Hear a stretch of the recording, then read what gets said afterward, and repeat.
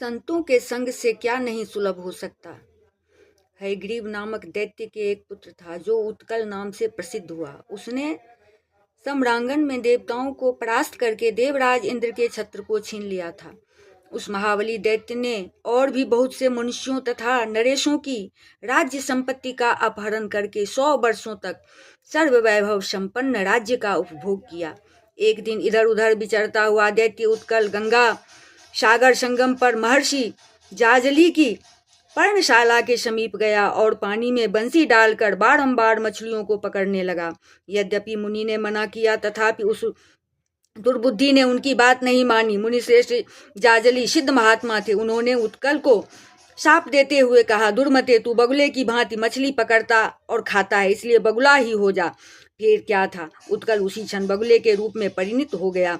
तेजो भ्रष्ट हो जाने के कारण उसका सारा गर्भ गल गया। उसने हाथ जोड़कर मुनि को प्रणाम किया और उनके दोनों चरणों में पकड़कर कहा, मुने, मैं आपके प्रचंड तपोबल को नहीं जानता था।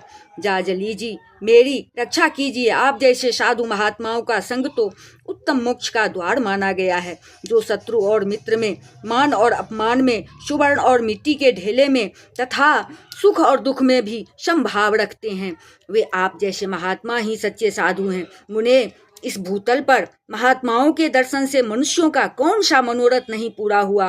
ब्रह्मपद, इंद्रपद, सम्राट का पद तथा योग सिद्धि सब कुछ संतों की कृपा से सुलभ हो सकते हैं। मुनि श्रेष्ठ जाजले, आप जैसे महात्माओं से लोगों को धर्म, अर्थ और काम की प्राप्ति हुई तो क्या हुई, साधु पुरुषों की कृपा से तो साक्षात पूर्ण ब्रह्म परमात्मा भी मिल जाता है। उत्कल की विनययुक्त बात सुनकर जाजली मुनि प्रसन्न हो गए। उन्होंने उत्कल से कहा, वैवस्वत, मन्वंतर प्राप्त होने पर जब 28वें द्वापर का अंतिम समय बीतता होगा, उस समय भारतवर्ष के माथुर जनपद में स्थित ब्रजमंडल के भीतर साक्षात परिपूर्णतम भगवान श्री कृष्ण वृंदावन में गोवत्स चराते हुए विचरेंगे।